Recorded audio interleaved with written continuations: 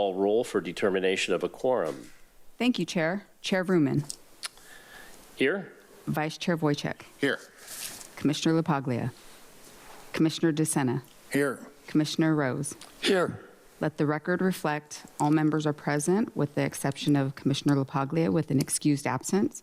Also, I'd like to note we have a new commissioner, Commissioner Rose, in place of Tom Beamish. You may see his name, Tom Beamish's name on the computer with technology. Those are still being worked out, but those will be changed shortly. So it's going to be John Rose as he votes. That's correct, Chair. That is correct. Okay. With that, we'll start off next with the pledge. Commissioner John Rose, if you could lead us in the pledge, please. Sure. I pledge allegiance to the flag of the United States of America and to the republic for which it stands, one nation, under God, indivisible, with liberty and justice for all.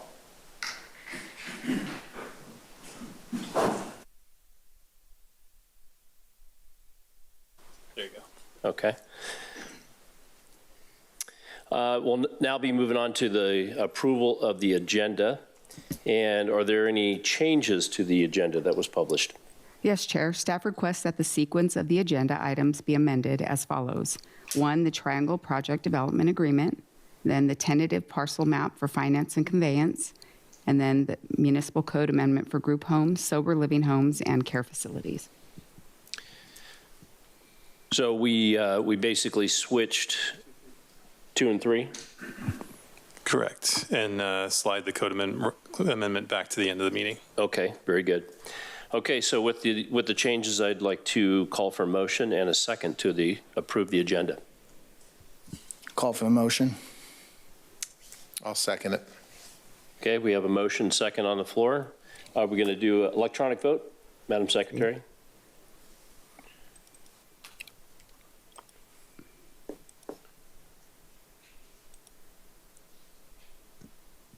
Or a voice vote? Can you see it? Check your vote screen. Check your...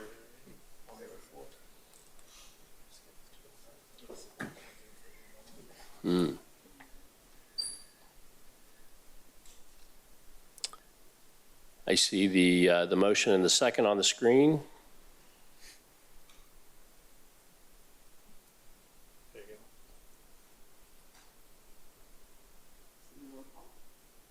Yeah, I think we'll end up having to do roll call. I don't see a way to electronically vote.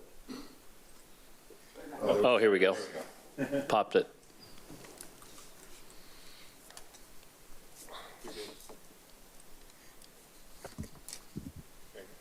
Okay, the motion passed with the... Motion carries unanimously 4-0. Okay, very good. Thank you, Madam Secretary. Next, we'll have public comments. At this time, we'll take public comments. Any person may address the Planning Commission on any subject pertaining to city business, which does not relate to any item listed on the agenda or the consent calendar. Normally, no action may be considered or taken by the Planning Commission on any matter not listed on the agenda. Speakers are limited to 3 minutes. Madam Secretary, do we have any non-agenda public comments? Seeing none. Okay, thank you. We'll now move on to the approval of the minutes. Oh, we have that already, right? Or no, we don't have the agenda. Right, so the minutes, looking for a motion to approve the minutes for the April 9th, 2025 Planning Commission. So we have new commissioners, so were the other 3 commissioners here on that date? Or have the commissioners reviewed the minutes and they're comfortable with the minutes? Correct. So if I don't know if anyone wants to make a motion. Okay. Do you still want a oral or just on the? We can use the computer if it works. Is it being displayed for the public, though? They can't see who's making that a motion was made or seconded unless it's, I have it. It should be on this. as long as it's announced Yeah. Are you going to do that? So we have the Yeah. motion, we have the motion to adopt from Commissioner DeSena and the second by Joe Wojcik, Commissioner Wojcik. So the approval of the minutes, and we'll go ahead and cast our votes as soon as they pop up on the screen. There we go. Did it start?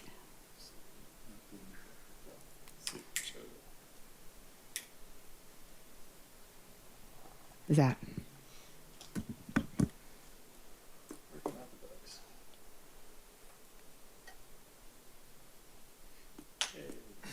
It's up there. Now we just got to get faster. Yeah. Okay. All right. Motion carries that's up there. unanimously 4-0. It's supposed to be faster. Okay. Next up on the agenda, we have the public hearing, which is the consideration of development agreement related to the development of the Triangle Project. Are there any members of the Planning Commission that wishes to abstain or recuse themselves from this item? I need to recuse myself from this item, so I will step in back until someone gets me for the next item. I'll come get you, Commissioner. Thank you.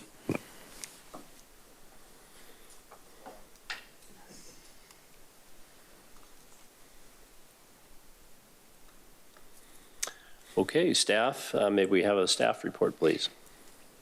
Good evening, Chair Ruman and commissioners, and a special welcome to our newest Planning Commissioner, Mr. Rose.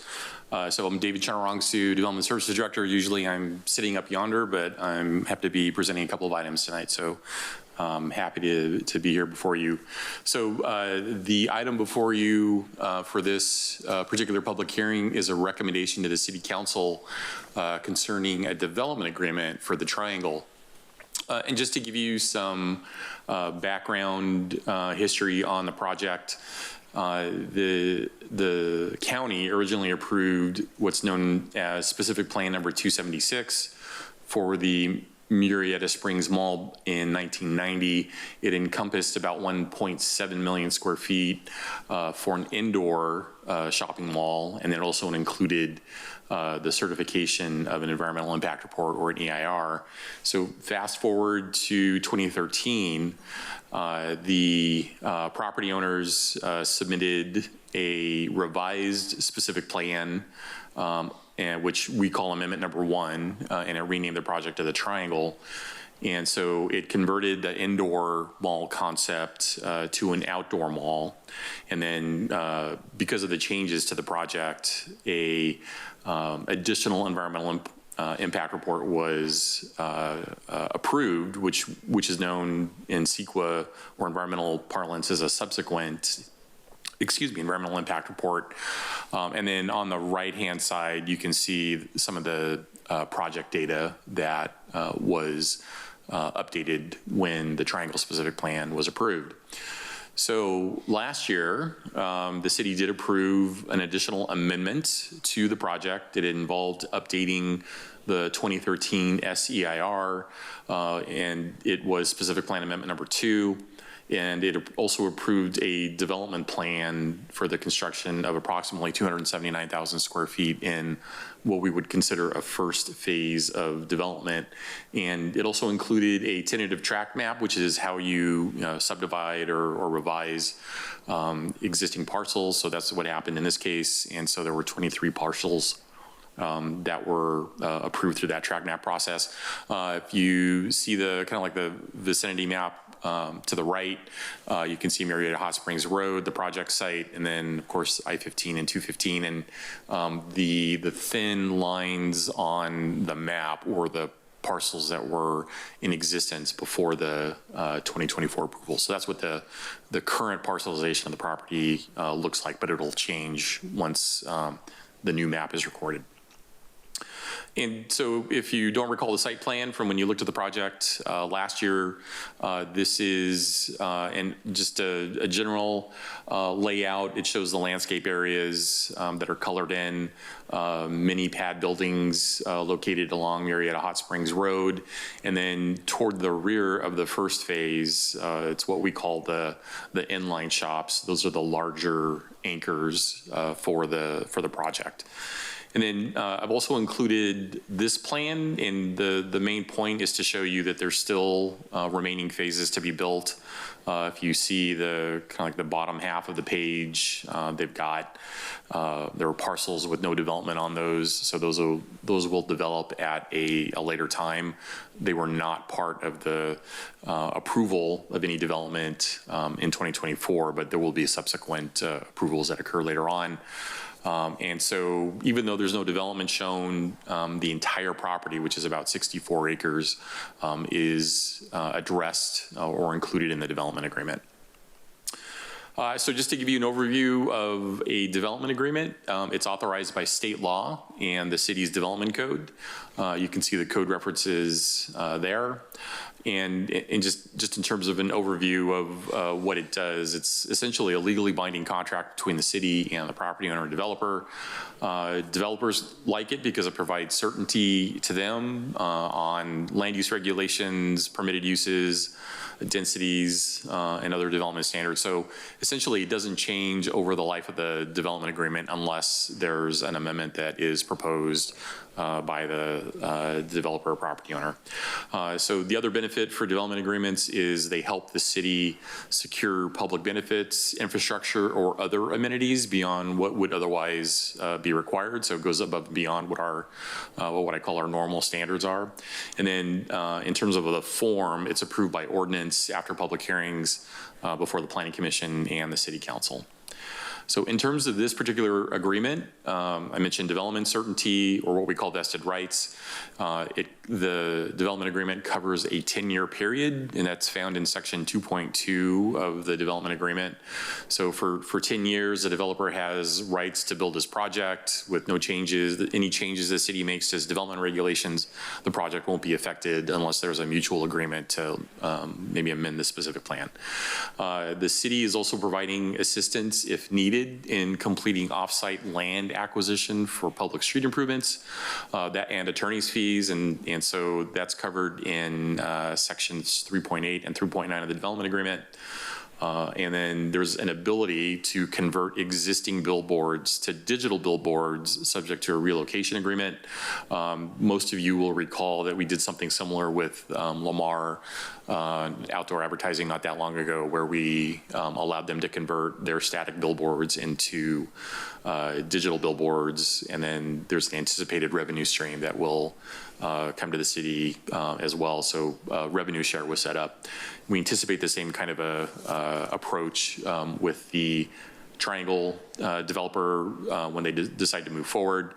And then also there are development impact fee credits which are made available to the developer through this development agreement, and that's in section 4.2 of the development agreement. And there's other provisions which you might typically find in a business contract. For example, the development agreement can be assigned or transferred. There's a process for that. There's a requirement for annual monitoring, and it helps the city and the developer kind of track the progress of the project over the 10-year period of the development agreement. It also includes for allowances for amendments or termination, and then default and remedies, again, standard contract approaches. And then, for the city, there's also insurance and indemnification. Should there be litigation over actions of the city, the developer is indemnifying the city for those actions. And so I wanted to talk about the off-site public improvements. And so one of the requirements for the project was to improve an intersection across from the project. You may know it as Sparkman Drive. It's what we call Future Monroe Avenue. And so the property in question that would be impacted is outlined there in green.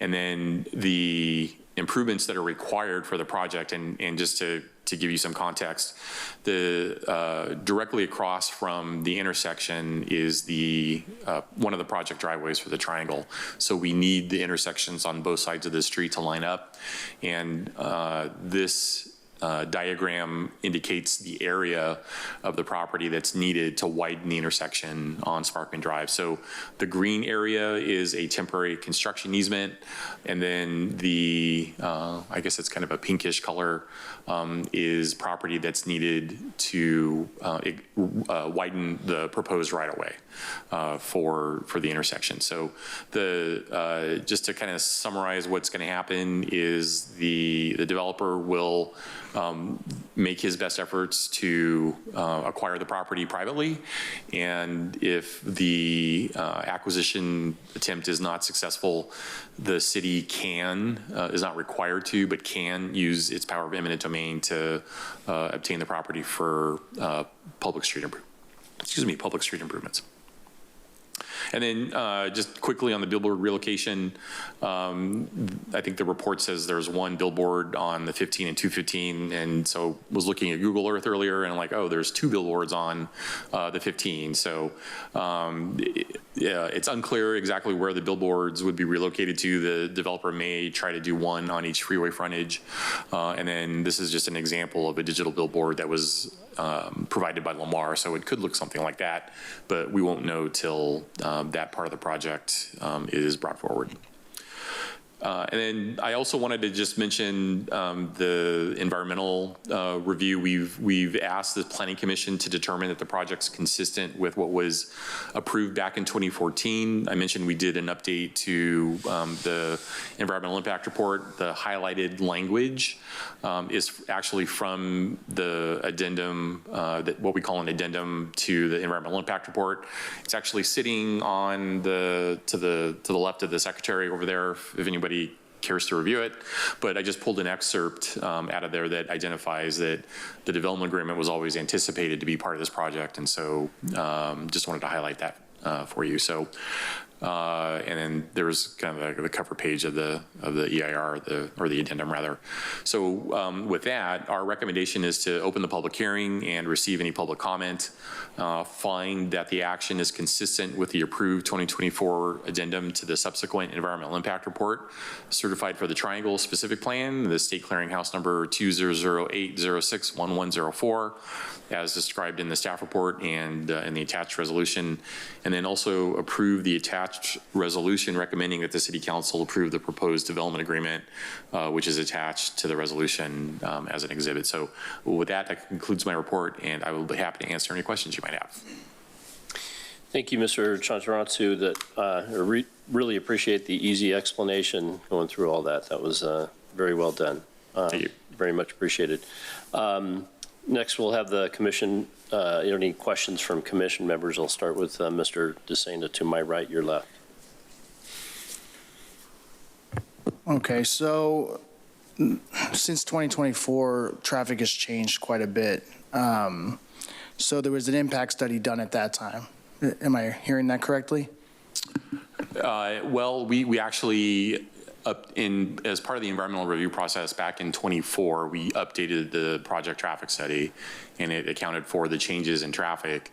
And if I remember correctly, it actually went down a little bit. Not the traffic volume itself, the overall volume, but the way that we measure traffic is at the peak periods. And because of changes that the Public Works Department has made over time on Murrieta Hot Springs Road, dealing with the timing of traffic signals and how long traffic can go through intersections, those critical peak hour periods, traffic actually improved, even though the volume overall, might have gone up. So there's been essentially traffic efficiencies that have been created on Murrieta Hot Springs Road. It's our busiest street in the community, and so, but that was something that we looked at when we updated the project in 2024. Yeah, because if you travel down Murrieta Hot Springs, that is definitely one of the hardest roads to get down, hands down in our city, I think.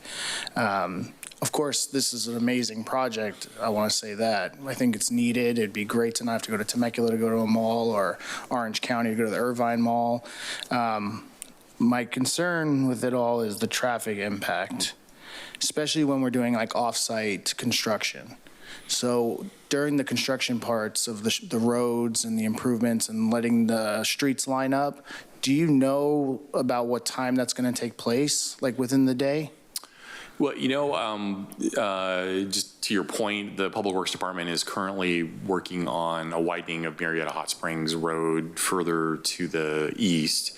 And so they're sensitive to the timing of when that happens, and they realize that, during the day, obviously, it's going to be a difficult, time. So if I remember correctly, I don't think, let's see, Rick is not here. Where is he? Oh, there you are. So do you have any info on you want to speak to the timing of the improvements for the Hot Springs project, if you know?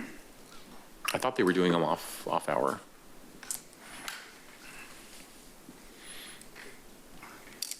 Good evening, Chair Bruman. So I'm the principal engineer for the engineering division, and our CIP engineer, James Ozoff, he is the one managing the CIP project. And this is one you're referring to, correct? So that is kicking off, and you see crews out there, I think within 2 weeks, they'll be out there, and it starts mostly day work on the south side of Hot Springs, and it will continue then on the north side, and for a duration of 9 months. And this will tie into the frontage of the Triangle project. So I appreciate the response. I know the Public Works Department, they evaluate the impact of when the construction happens. And I don't know specifically for the intersection when that's going to happen, but that'll have to be coordinated. And obviously we recognize that we want smooth traffic flow while construction is happening out there. So this is going to take place in 2 weeks for the next 9 months, basically while everyone's in school, traffic-wise? Well, so I was referencing the Murrieta Hot Springs widening, which is happening further east. So if you're asking about that, yes, but we don't know exactly when this other intersection improvement will start for the Triangle project. Okay. All right. Thank you. I appreciate it. All right, Commissioner Rose, do you have any questions? No, he answered the questions that I had in his presentation. Okay, I have a few. If you could go back to that first map that you had up, please. Yeah, I was out of curiosity, looks like that little extension at the, where the off-ramp of northbound Murrieta to Murrieta Hot Springs from the 15 there, it kind of jets out into the street there. Is that, what's the purpose of that? Is that the lot line or the property, or is that just, am I misreading something? Yeah, no, in some cases, property lines do extend into the right-of-way, but the city has an easement or the rights to go over those property lines. I mean, it's unusual, but it does happen on parcels from time to time where you see the property line like going to the center line of the road. So that's probably what this is in this case. Okay. And then also with traffic there, Temecula finished up their I-15 project, and of course it just transferred some of the traffic volumes a little bit further north into our city, right? So is there any plans in the next several years, or does the city have any idea of maybe widening from where the intersection of the two, the confluence of the 215-15, from Murrieta Hot Springs up to Cal Oaks, or anything that would come before this project? Is there any plans? I'm sorry, I was not following the street segments. The Interstate 15 northbound. You talking about a widening of Interstate 15? Widening, okay. Yes. Yeah, between Murrieta Hot Springs and Calmia, California. Sure. Yeah. I mean, I'm not aware of any plans for widening, but I can tell you that we are working with the county transit agencies. So you've got RTA, and then you've got RCTC. They do a lot of planning on the main line, what we call them the main lines, the freeway main lines. So, currently, actually, they're studying what's called Community Core Transit Innovation, if I remember the acronym correctly, or CCTI. And so they're looking, 15, 20, way down the line in the future, trying to anticipate traffic demands for the region. But to answer your question, there's not a short-term improvement that's currently being considered, but you do have the county agencies that are looking, they understand the growth is happening, throughout Southwest Riverside County, and they are planning for those improvements. But in terms of when those projects actually get planned and built is a question mark. Is there any plans specifically for the northbound off-ramp of the 15 at Murrieta Hot Springs? Is that going to be widened, changed as a result of this project, or before this project is being built? Yeah, not as a result of this project. We actually spent a fair amount of time looking at what we call it the loop ramp. There used to be a requirement for a new off-ramp to be located on the project site. Right. And because of the traffic improvements that I had mentioned that the Public Works Department had been making over the years on Hot Springs, we actually determined that those improvements were sufficient enough so that the loop ramp would not be required with this project. And so essentially things are going to remain the way they are, generally, but our Public Works Department, continues to look at ways to improve, the traffic throughput on Hot Springs. Yeah, I think that was one of the questions I brought up at the time that this came before us for approval, was if that loop on-ramp was going to be part of the project, and it was not. So I'm just clarifying if the off-ramp was going to be modified in any way, shape, or form before the project, just out of curiosity. Yep, no, it's a great question, but like I said, we determined that no changes were needed. And then the only other comment, I know I brought this up to Mr. Steele, and I appreciate the big, as you get off the northbound 15 off-ramp and you look at now what's the big wall right there where the apartments are, I appreciate that the developer there looks like they planted some plants in there to become a living wall in time that this project would come to pass. So that way you're not looking at this big monolith right there. It is going to be landscaped. That was discussed at the city council recently too. We talked about the hillside standards. So yeah, I'm happy to say, and Mr. Ramaya is not here tonight, but I know he'd be happy to hear that you're seeing some landscaping there. Yeah. So it looked like it went in maybe about a month or so ago. So it might be green and in full growth by the time that this project comes online. So that would be a good entrance to the city, or a better one than looking at a big wall. With that, I don't have any other comments or questions. So we'll close this portion of it. I'll give time for the applicant if they would like to speak. Okay, thank you, Mr. Domenegoni. With that, I'll take any questions, any staff, anything else at this time. We're going to take public testimony. Do we have anything else? I did have one question. Okay. How many parking spots are going to be located in this area or projected? Are you talking about on the Triangle project? Do you remember offhand? Well, my concern about it is, so it said something about a hotel here.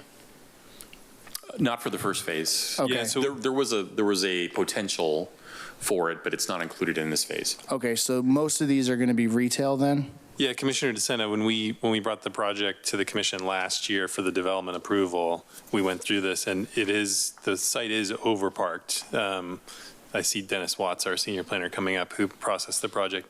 It is overparked, and the applicant talked about that at the hearing last year, that they want to do that on purpose to make sure there's an overabundance of parking. So I do know that, but if Mr. Watts wanted to add anything to that part of the discussion. No, that's correct. I mean, it's at about a 5 parking spaces per 1,000 square feet for your overall retail, but then they've also parked the restaurants at a higher rate, some at about 10 spaces per 1,000 square feet. So there's quite a bit of parking at that site. Okay, thank you. No further questions. Okay, at this time it is 6:30 p.m. and we're going to move on to the public testimony. Madam Secretary, do we have anybody wishing to speak in the order of proponents, opponents, or those neutral? Seeing none. Okay, with that, we will now close the public hearing at 6:30 and then open for discussion. Any other final comments or anything before we take a vote? fellow commissioners? Okay, with that, looking for a motion or a second to approve the resolution for the development agreement.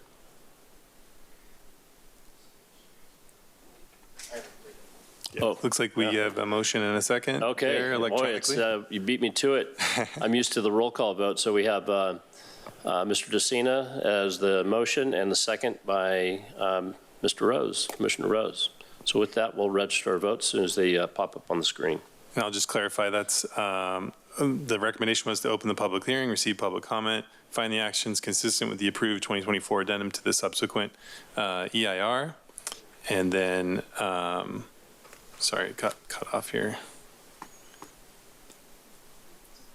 Yep, so Mr. Chair, while we're waiting, so according to the environmental document, 1,675 parking spaces. There you go. And also make a recommendation to the city council on the development agreement. That was the motion. Okay, with that, with the clarification, we'll go ahead and register our votes.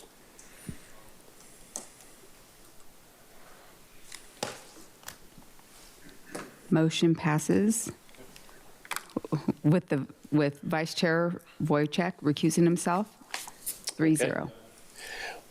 Well, that concludes agenda item number 1. Thank you. And we will move on to the next item as soon as Commissioner Wojciech comes back. Commissioner Wojciech's on his way back.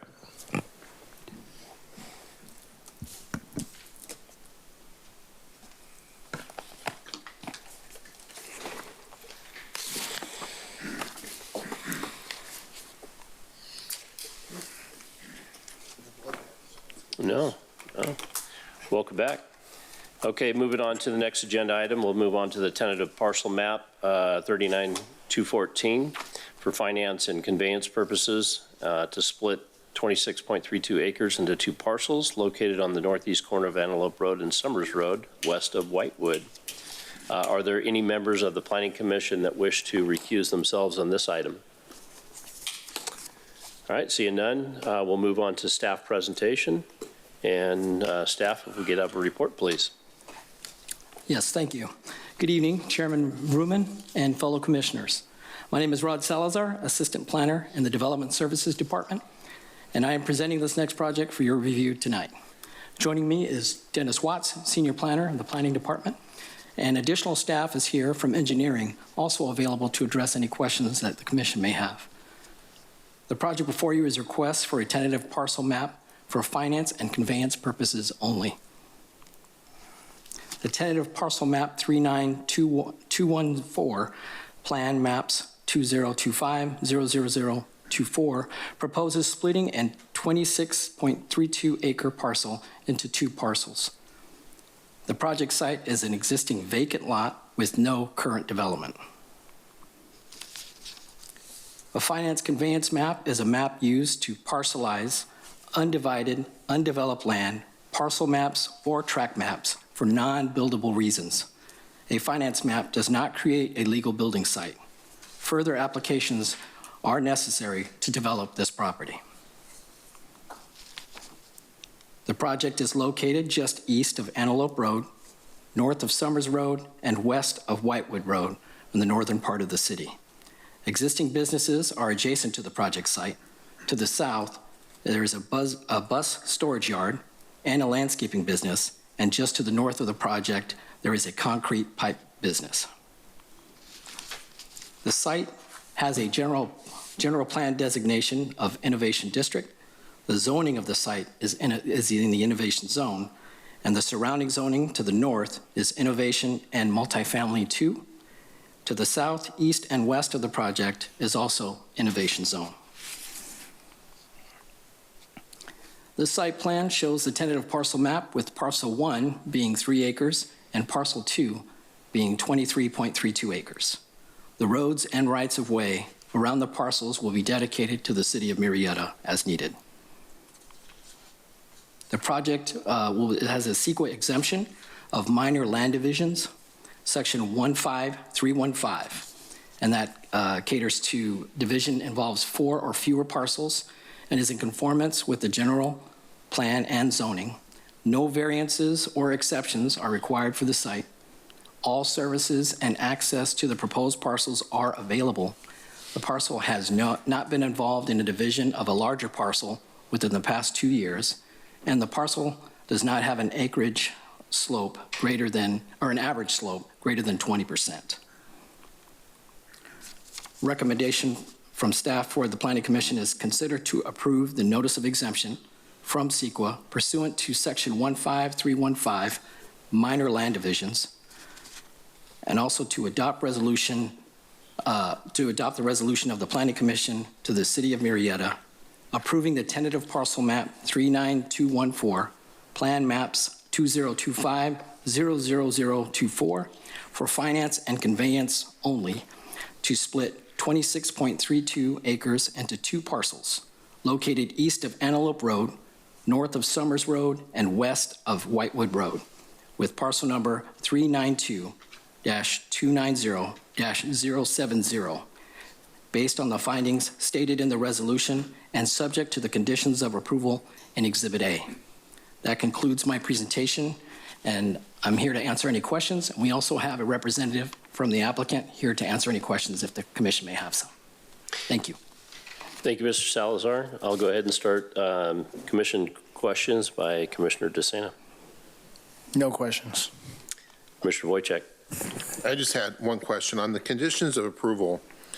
Excuse me. One of the conditions is basically keeping a weed abatement, keeping the property free of weeds and stuff.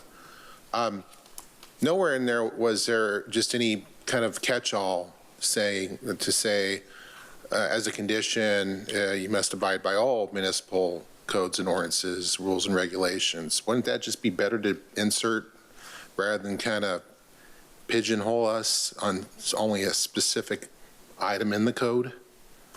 Because there may be other sections that it could be in violation of, but then this approval doesn't have any teeth for something in that event.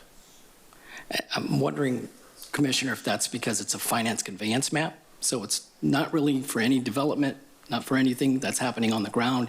This is just a finance conveyance map for purposes of paper only and for the selling of a property. Yeah, no, I get that, but if you're going to throw something in there that has, you have to abate the weeds, what if, I don't know, they decide to put a tent on the property? Yeah, so Commissioner Wojcik, we have a condition in there that says they can't do any development of the property at all, and no grading, no improvements. It's condition 12.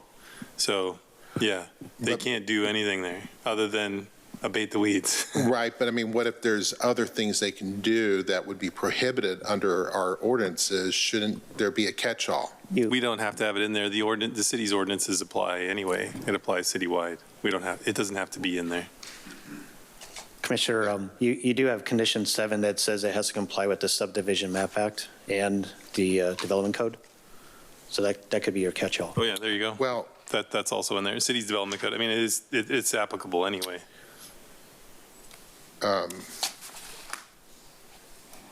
was looking at number 6, where it says if the financing map's in violation of the terms and conditions of the approval here, or fraud was committed, or general welfare of the community, then it seems like you can throw in another one saying, or the owner is in violation of any codes, ordinances, whatever, then it's subject to revocation.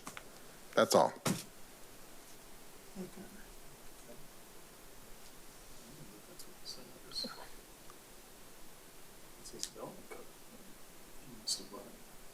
Yeah, I'm just saying there could be an instance. I'm not saying this owner ever would do it. I'm just saying in general.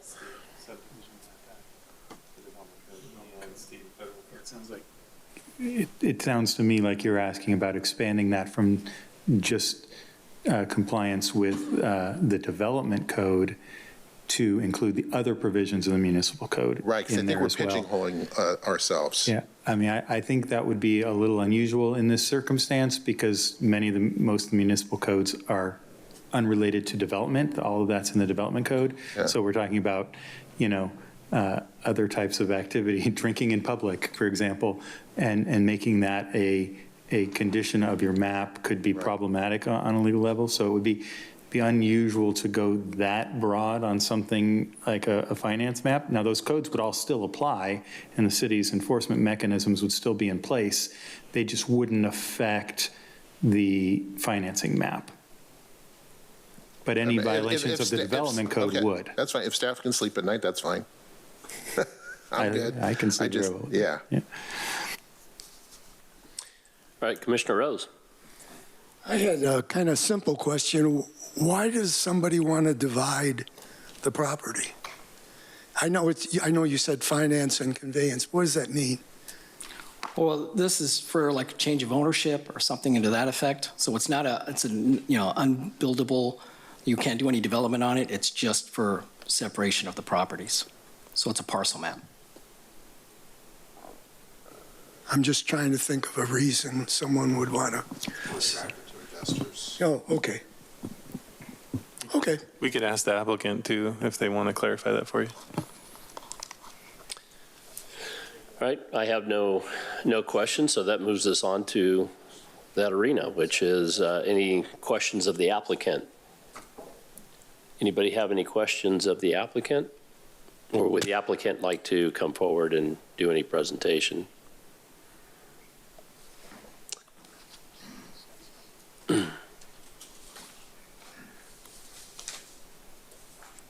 Mr. Holler, welcome.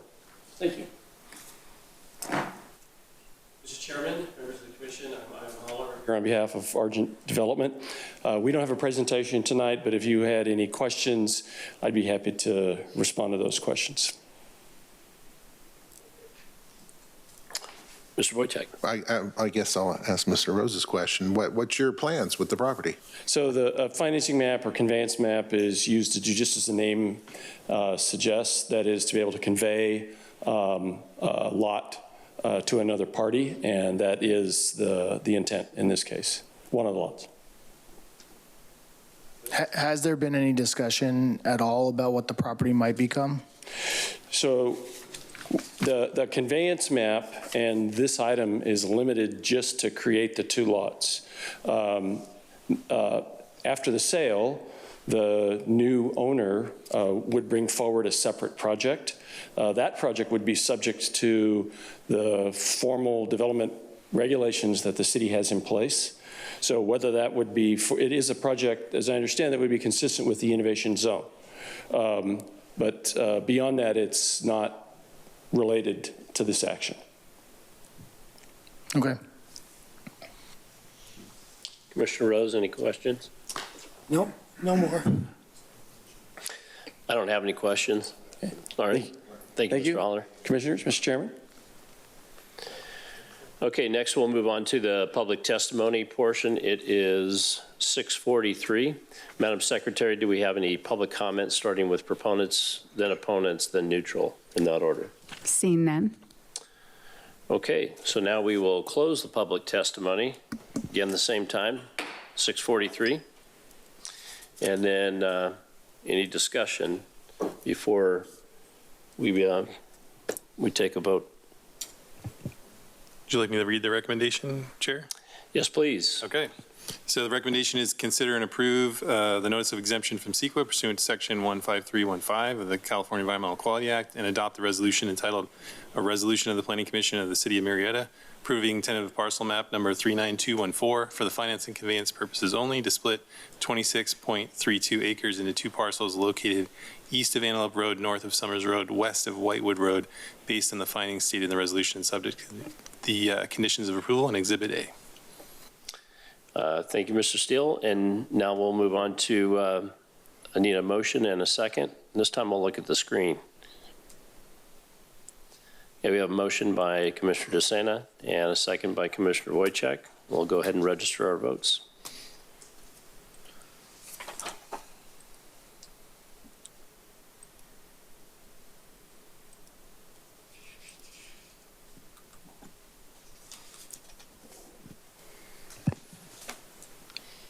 Motion carries unanimously, 4-0. It's getting faster. Good job. All right. Thank you very much. I'll give you a minute, and then we'll go ahead and transition to the last agenda item. Probably spark you. Mm-hmm.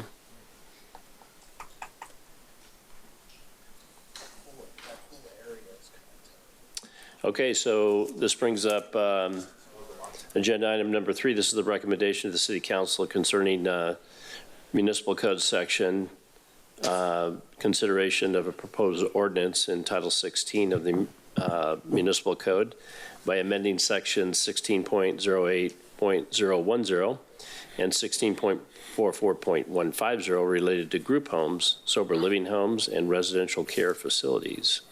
Are there any members of the Planning Commission that wish to recuse themselves before we get started with this agenda item? I do. I wish to recluse myself from this. I have business that relates to it. Okay. Thank you. You're excused, Commissioner. Thank you. Okay. Take care. We'll see you in the next one.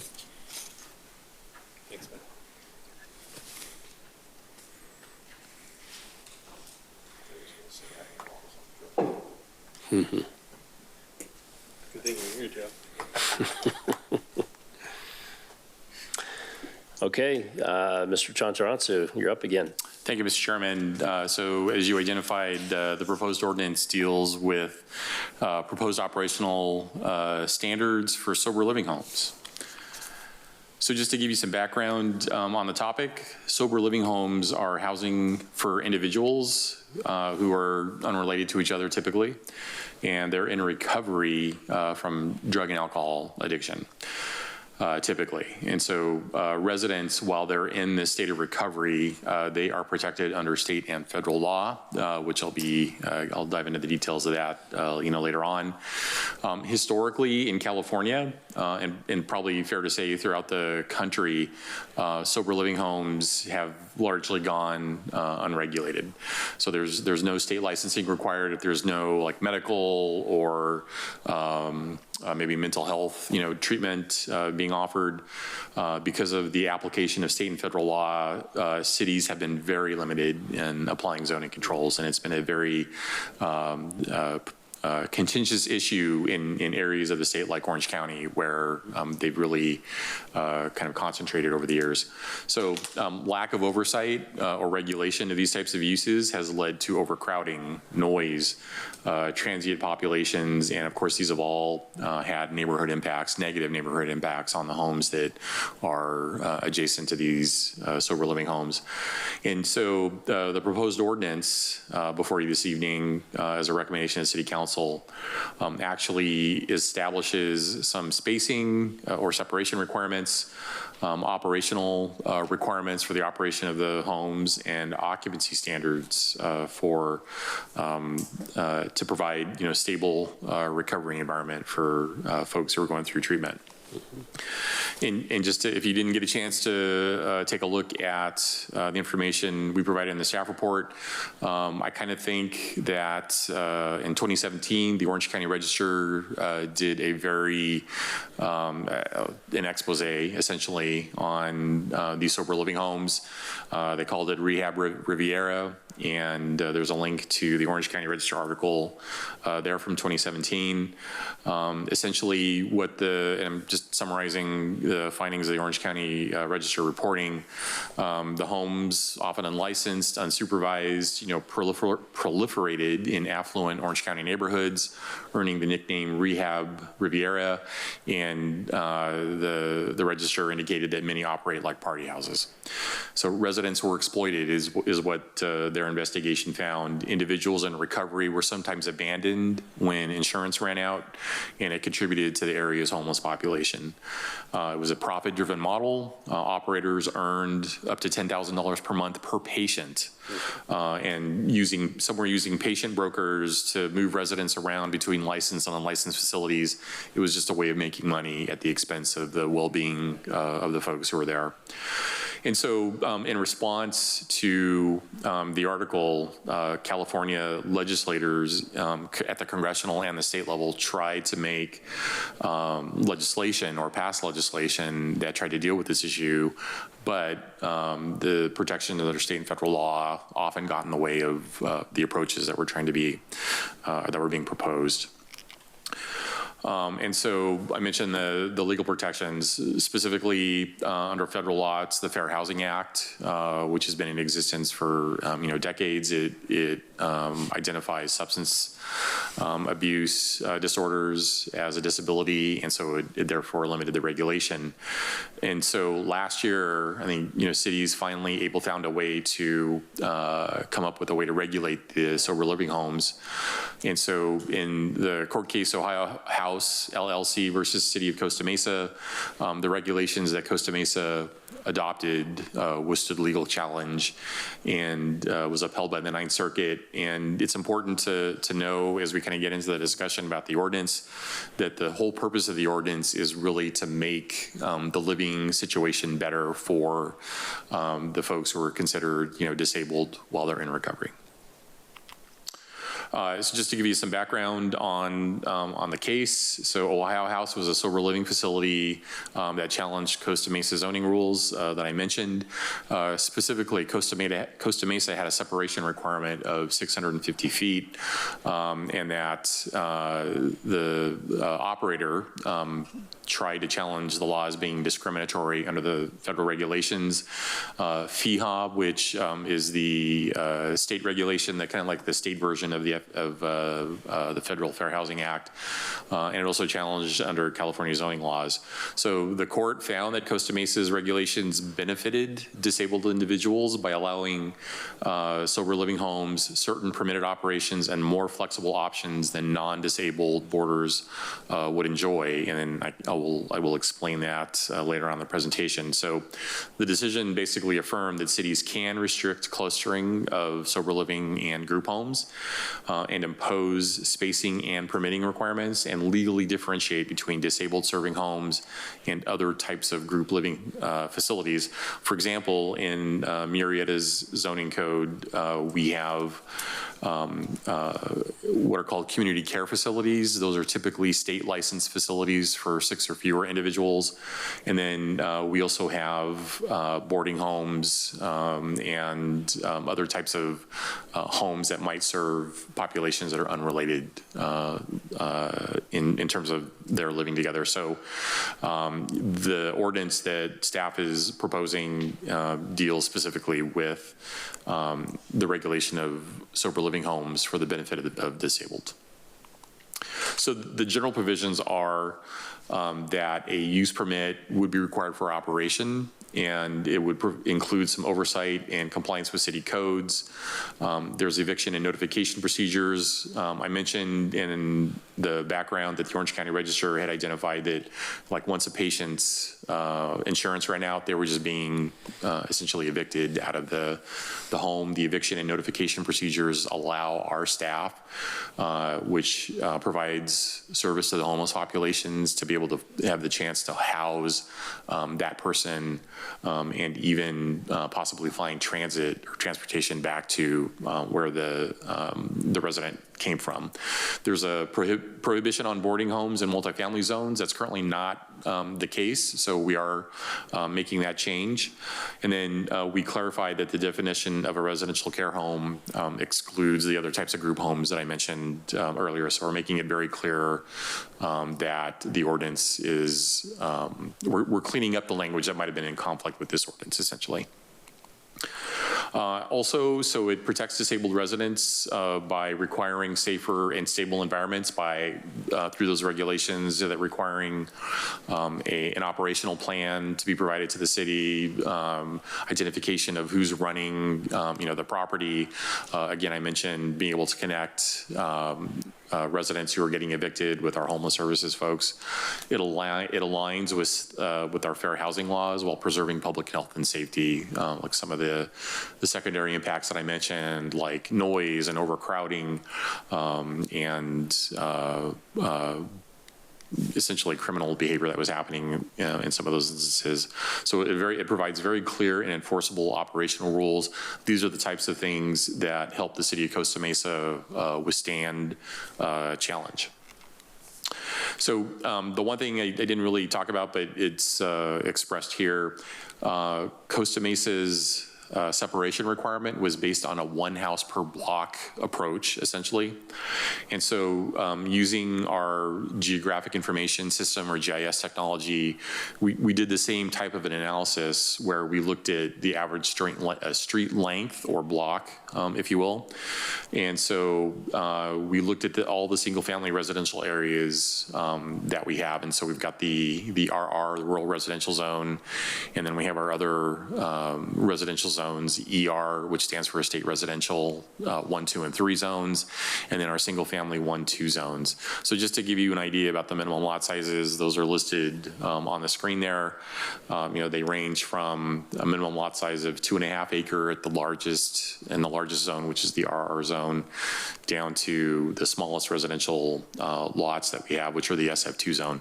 I wanted to point out to you that the SF1 and the SF2 zones make up probably like 95% of the single family zones that we have. There's about 20,000 lots that have that SF1 or SF2 zone designation on it.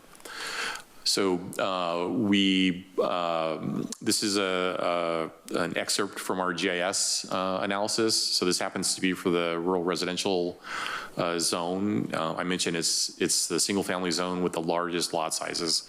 And so we queried our GIS system about how many streets segments there were, or blocks, if you will.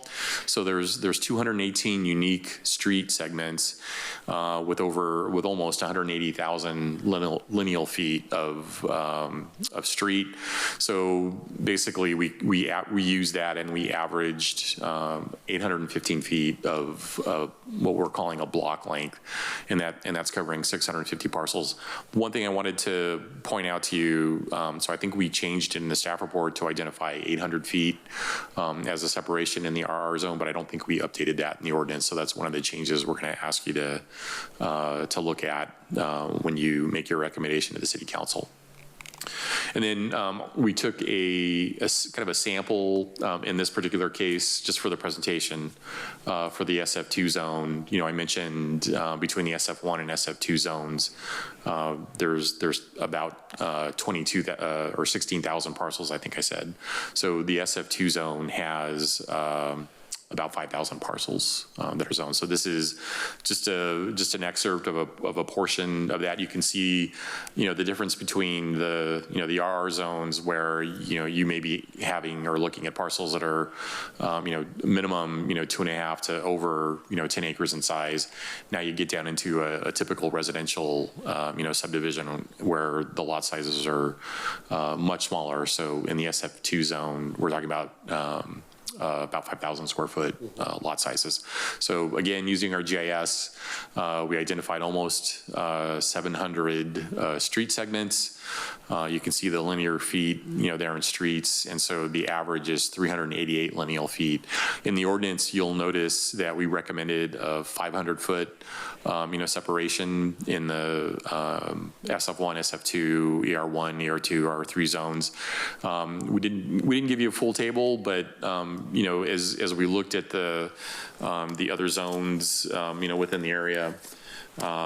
We noted that in the ER1, ER2 zones, the block lengths were closer to 700 feet. So they start to average out based on when you account for the other zoning in other single family zone areas. So that's why we kind of took an average, if you will, and came up with a 500-foot, separation to represent a one home per block approach. So if you'd like to get in the weeds on that, I'm happy to walk through that with you. But that just gives you the justification that we use for coming up with these separation requirements.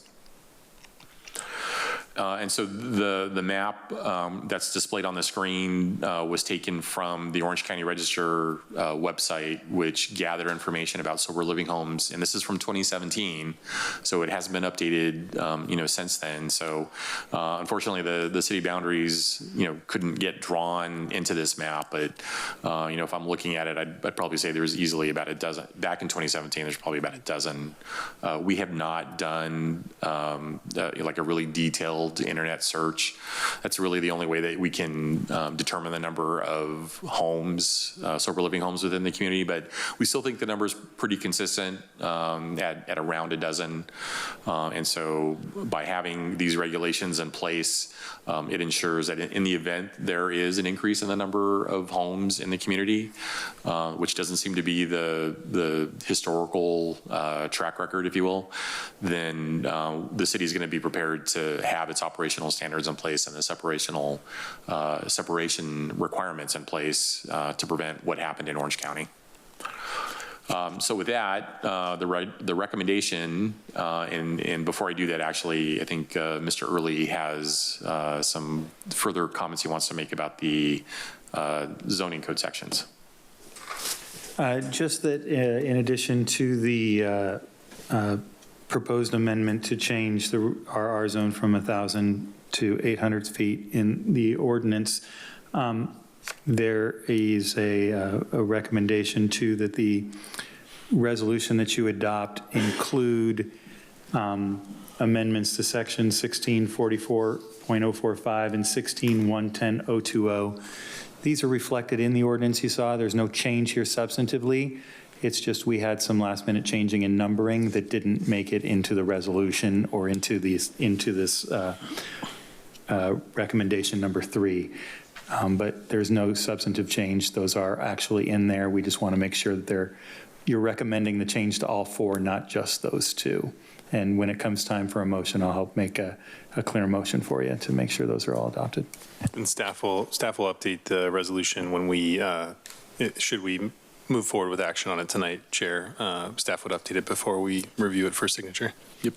So thank you for those comments. And so with that, the recommendation is to open and conduct the public hearing and receive public comments, and then find that the proposed ordinance is exempt from the California Environmental Quality Act under section 15061B3 of the CEQA guidelines, which we refer to as the common sense exemption. It just basically means that there's no chance that the proposed action is going to have an impact on the environment. And then approve the attached resolution with the changes as identified by Mr. Early. So with that, I'm happy to answer any questions that you might have before you open the public hearing. Again, thank you, Mr. Chantaransu. Great presentation. Next, we'll have questions from commission members, but this time I'm going to go first because in 2017, I was part of the process of adopting this ordinance when we got hit with a lot of these new types of businesses that were moving into our community. And at the time, I worked for the police department. And so I helped with the city attorney craft the original ordinance, and we looked at Costa Mesa at the time because this was they were the ones that were kind of on the forefront of this. And I watched that video back in the day when that first came out, and read the article, those type of things like that. Did a lot of the research as to why we here in Murrieta needed those ordinances, and we were somewhat limited at the time. Based upon, the ambiguity of the law and some of those type of things that came about. We had, I recall at the time, we had many people move it in or they'd buy multiple homes on a single street, right? A lot of repossessions, those type of things like that. And so it became prolific here in Southwest Riverside County, specifically here in Murrieta. And we had a lot of calls and impacts, calls for service based upon some of the people staying there, and the mysterious white van would show up and pick everybody up, take them out somewhere, and then show up at the end of the day.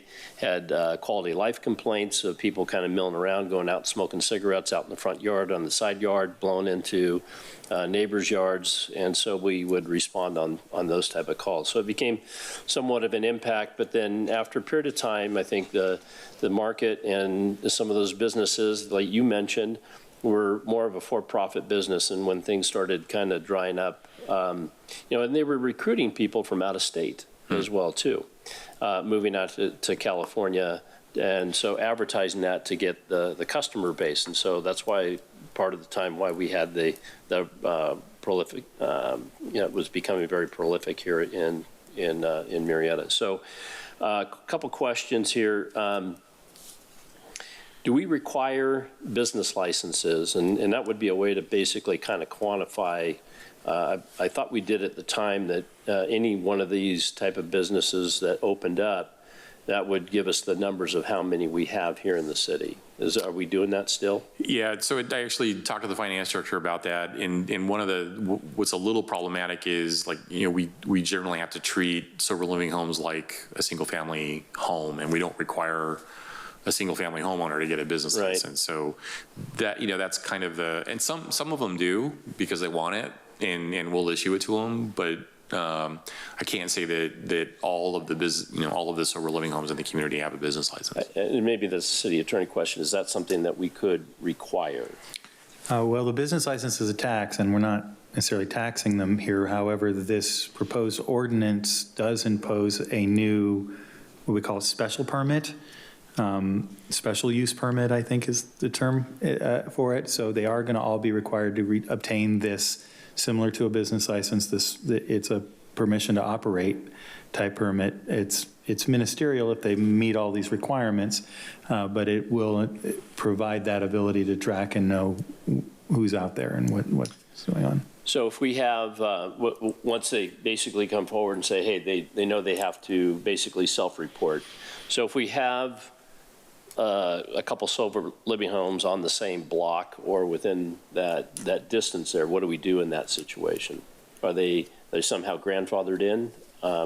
We just don't let any new ones come in within where the existing locations are? Yeah, we'll pretty much have to treat them as legal non-conforming uses, but we'll be dealing with that on a case-by-case basis. Okay. We may have some issues based on what order they come in for their special use permits that we'll have to analyze, but yeah, on the surface, there's no, it's not retroactive to removing existing uses. Right, and like most everything else. So if they come in and they self-report, they get their permit, we issue it, but any new ones wanting to come in within that 800 feet rule, they would not be allowed. And are we measuring that from property line to property line as the crow flies? Yep. Okay, that's what I kind of figured. And then when you mention about how many are on each block, and of course you showed the map there, when you're talking about a block, you got maybe a small little cul-de-sac street. Are you talking, is it street by street is the block, or is it certain neighborhoods, like one address might be on one that might back up maybe 1,000 feet away or something like that, but it's around the corner, but is that considered a block? Yeah, so the block nomenclature was really just to explain how we determined the separation requirement. So in practice, what will happen is if there's a sober living home established on a property, then within a 500-foot radius, you won't be able to have, there won't be another home that could establish itself because of the way that we, would do that measurement. So the block, we didn't define block, we just if we, tried to emulate Costa Mesa's, approach, and looking at that was kind of the best approach that we found could work, and then it worked its way into the ordinance through that separation, requirement.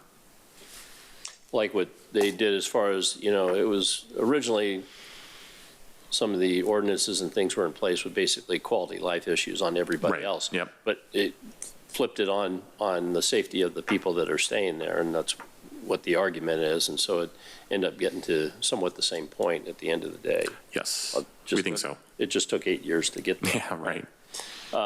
And then with ADUs on the property and things like that, especially now that is kind of a new thing, is there any impact with ADUs versus, with this ordinance, or any correlation at all? Yeah, so the ordinance addresses the use of ADUs with as a sober living home. So it's not. It's part of the same sober living home property, if you will. So it's like you can't double up and have multiple residences, using your ADU. So it's one property.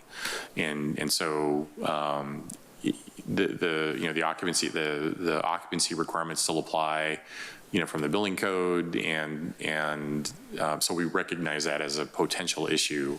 So we think the ordinance, addresses, not having overcrowding, from that standpoint by using an ADU. So we think we address that. I believe it's set up such that if the primary unit is a permitted sober living home, the ADU can be used as part of that operation, not as a separate operation. Right. But you can never go the other way around and have just the ADU permitted as a group home.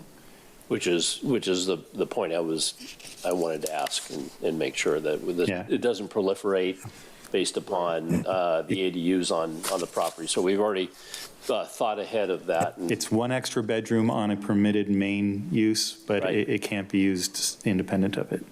Right.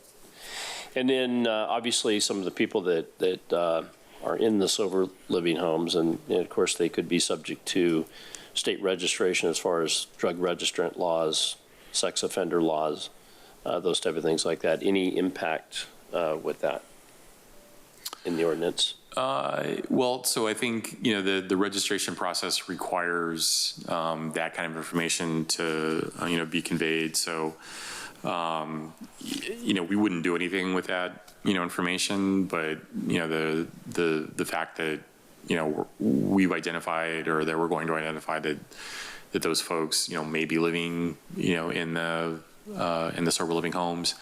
And then they have their own registration process that they have to go through individually. So we're not impacting, what they already may have to do through some other state law.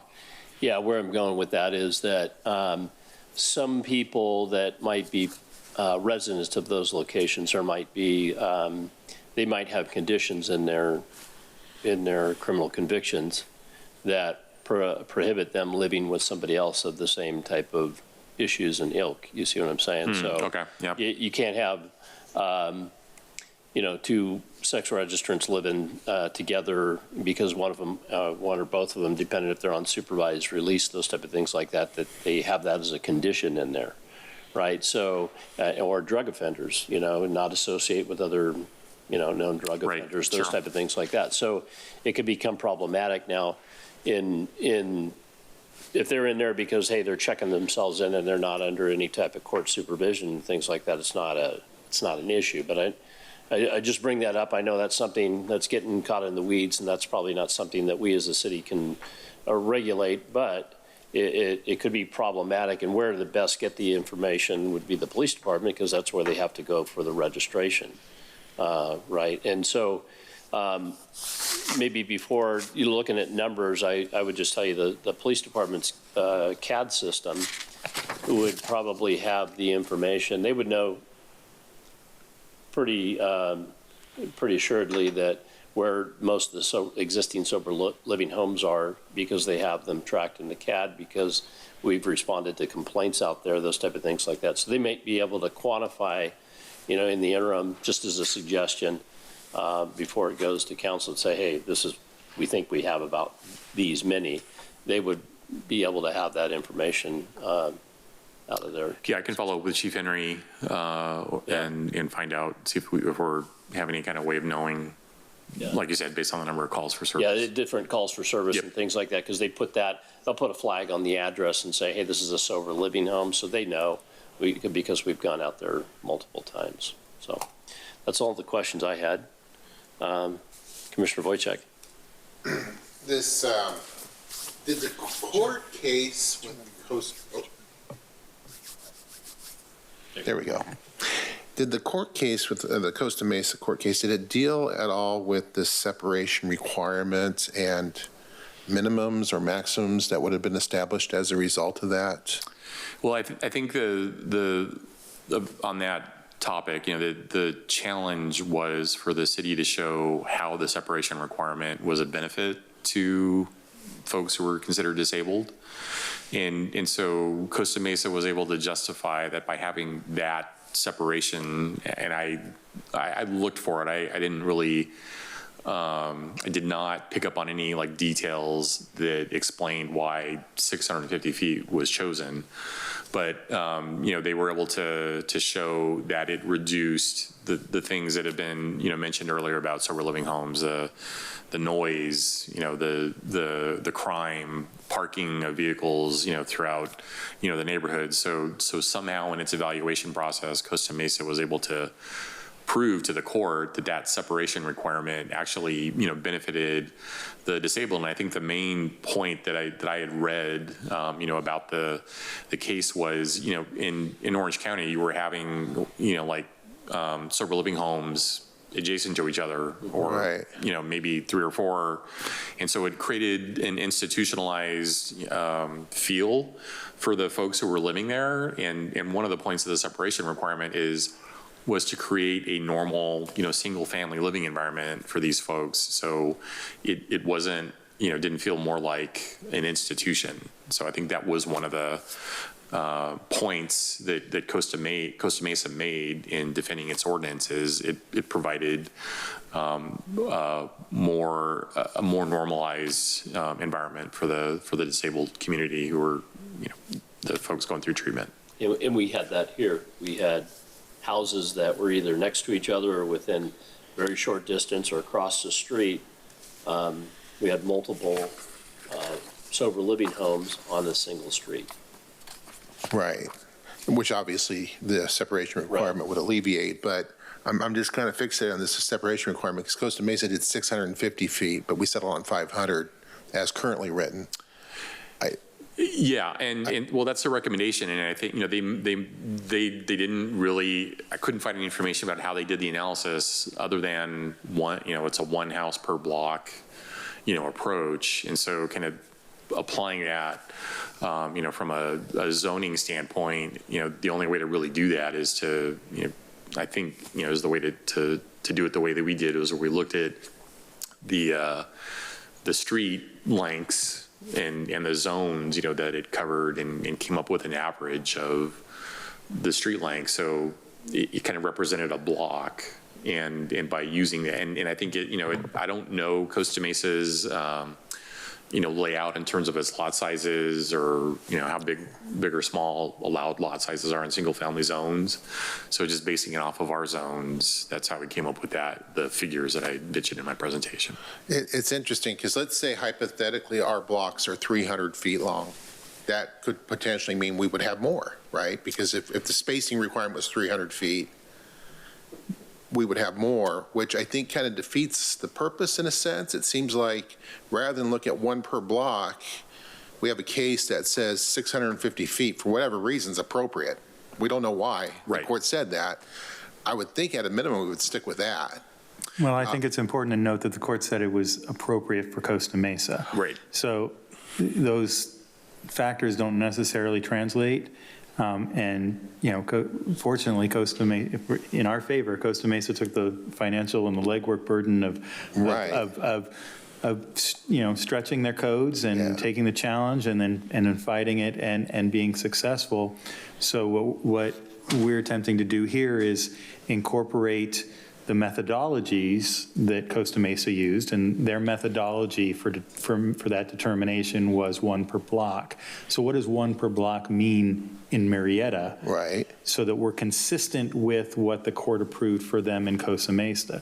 And that's where Director Shantaransu's, you know, formulas came up to try to determine what's the most consistent with what a block means in our residential zones, because it's going to be different from city to city and zone to zone, which is why we're proposing 2 different ranges. A different for our zone is a little bit longer at 800 than the 500 average for the other ones. But I think our intent here is to remain on the conservative side, riding the coattails of what Costa Mesa has done before us without necessarily putting us into a position where open to another challenge where we're having to defend that over 100-foot difference, you know, so we'd rather be on the It's interesting. It's an interesting discussion because where I moved from, our blocks were quarter-mile blocks. So you did one per block. What's the length of a quarter mile? It's much greater than. Yeah, it's about 1,400. 1,400 feet. So I'm just not sure that actually works. I know that's what that's what Costa Mesa used, but it just seems like it's a very arbitrary way of doing it because blocks are different. They are, which is why, again, we've separated those two where we have one significantly deviant from the others, which were much more all in the same zone, where we were able to average them out into that 500 number. Right. I would, without a big discrepancy like you're referencing. I would be more aggressive and follow the 650 just because that's what was used in that case, and because blocks are really arbitrary. Feet aren't, right? 500 feet here is the same as 500 feet no matter what city you're in. Blocks is just really random for the, I know that's what they looked at, but it's just, I don't think it was quite appropriate, but. If I could add, I mean, Costa Mesa has an advantage is they've been dealing with this issue for a long time, and so they probably have a lot of documentation in their record, and looking at how close the homes were together, and so they had more data to determine, like, okay, if we spread these out further, what does that look like for their community, right, where they don't have those secondary effects. So as Mr. Early indicated, we're just trying to follow that same logic. Yeah, I'm just thinking, just knowing the city, I mean, it's a typical Orange County city, which is set up on a grid system, right? So comparatively here, because of the topography of our community, you've got more windy, curvy streets and things like that. You got, pie-shaped lot sizes, those type of things like that. So did that factor in as far as okay, if you're looking at 500 feet from the corner of this corner to here, do you end up getting more out of it based upon the pie chart, if you will, of a lot versus on a rectangular grid system lot such as Orange County tracks are? Yeah, well, I think the averaging, approach accounted for, you're going to have blocks that are really long, and then you're going to have really short cul-de-sac streets. And so, that averaging approach, accounted for that. If you have a cul-de-sac that is, maybe 200 feet deep or 200 feet long, and then, you have some of these, collector, streets that could be, over 1,000 feet. I mean, there's some streets in that, example that go from, I want to say Nutmeg, over to Calmia. That's a really long, stretch. So that averaging approach, helps us account for the differences in how blocks are designed. So it's like if you did one per street, and you had one street that was, maybe it was a mile in length. That's one house, in a mile versus, one house that maybe the block was on a cul-de-sac and it was only a couple of 100 feet, long. So it just helped us, come up with an approach that Costa Mesa used to, what we think is a defensible, ordinance given what the court looked at. From a legal perspective, I like it because it's objective and I can point to exactly why. I can call him up as a witness and say, this is how we made that determination.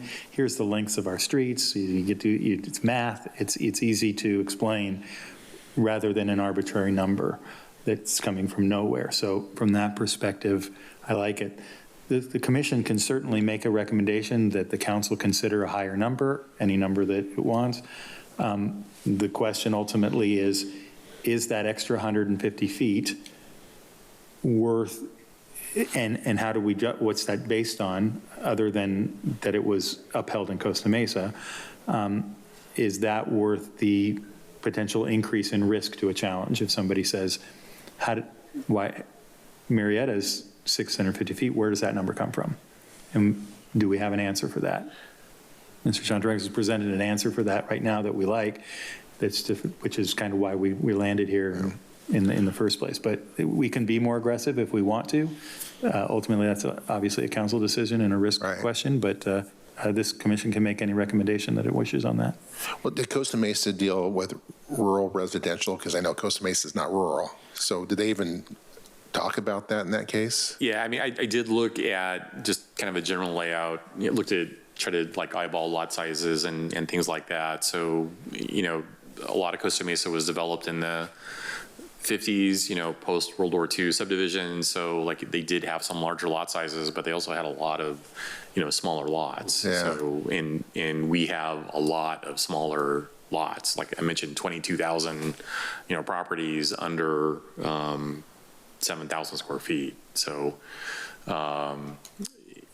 we just, we looked at the data and came up with that approach. Right. Yeah, it's just basically what you're saying is the juice worth the squeeze to basically, add a few more 50 feet, 100 feet or whatever, and then get caught with, somebody suing the city saying, hey, Yeah, it's outside the parameters of this. But I go back again. It would be helpful for council if they were to think about that, and if they thought that maybe the distance was a little shorter, are we dealing with maybe, at the time you said about 12 in the city, but that was at the beginning. I can tell you it doubled or maybe even tripled that number during the height of that. And then we saw like during COVID, then that kind of, cut down a bit. And the business model, a lot of them closed and they sold off and things like that.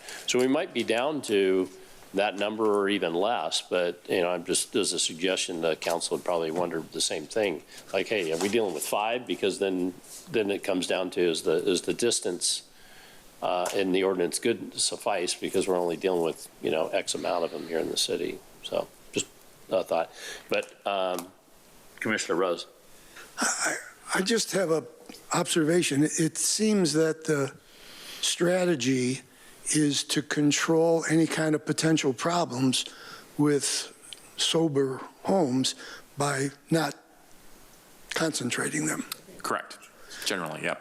So of the sober homes we have in Murrieta, do we have problems with those? I can tell you in the approximate 4 years, that I've been here, I've gotten calls for maybe about 3 homes, and I did talk to the fire department and police department is like, hey, are there specific properties where you're going out to a lot where you're seeing sober living home, and it wasn't a statistical analysis or in-depth research or anything like that. They were just kind of thinking about the calls that they got, and there really wasn't a strong indication that we are dealing with a lot of sober living homes in the city. Okay, thank you. At this time, I should say. Yeah, I think it was on the upswing in 17 and 18 and maybe into 19, and then it just kind of decreased in the amount of number there. Okay, with that, we'll go ahead and open up public testimony on this. It is 7:28. Madam Secretary, do you have any public comments, starting with proponents, opponents, or neutral, in that order? Seeing none. All right. We'll close the public testimony, again, at 7:28. Any comments with my colleagues, anything like that? Any other, based on the recommendation, is there any other suggested edits or things you want to add or take away from the recommendations? I would simply just, as part of this going to the council, just have them look at the separation requirements and see what can be done with that. But other than that, I have nothing further. So just to clarify for the recommendation, it would be Planning Commission recommends the City Council look at the separation requirements at an additional layer. Is that kind of what the Commission's asking for? Okay. Just want to clarify that. Yeah, at least myself. And with that, I would echo that, but then also, see if there's if we can help quantify how many we currently have based on what we know what was in play back in 17, based upon a newspaper article, but see if practically the PD could give them a better number. Yep. so that they kind of know so they can leverage, do they want to change it based upon how many we actually do have or how many they think we have. Understood. Thank you for the feedback. Okay. With that, I'll go ahead and let Mr. Steele read the recommendation with clarifications from our city attorney. them all. Or would either one of you? Okay, so yeah, with the commission's recommendation, as just heard by Commissioner Wojcik and Commissioner Vrooman, the additional items for staff to bring to City Council, we recommend to open the public hearing, receive public comments. We did that. Find the proposed ordinance is exempt from the California Environmental Quality Act under Section 15061, CEQA guidelines, which provides that CEQA only applies to projects that have the potential for causing a significant effect on the environment. Based on the fact that it can be seen with certainty, there's no possibility that adoption of the proposed ordinance would not have a significant effect on the environment. And 3, approve the attached resolution recommending that the City Council approve the proposed ordinance attached as an exhibit to the resolution. Proposed ordinance will revise Title 16 of the Murrieta Municipal Code by amending sections as outlined by the City Attorney. 1608.010, 1644.150, 1644.045, and 16110.020. Related to group homes, sober living homes, and residential care facilities. And also the proposed change to the ordinance to change the rural residential from 1,000 feet to 800 feet. And finally, a recommendation that the City Council explore expanding those separation requirements. Okay, with that, we'll go ahead. We have a motion by Commissioner Wojcik. I'll do the second. And with that, we'll go ahead and register our votes, Madam Secretary.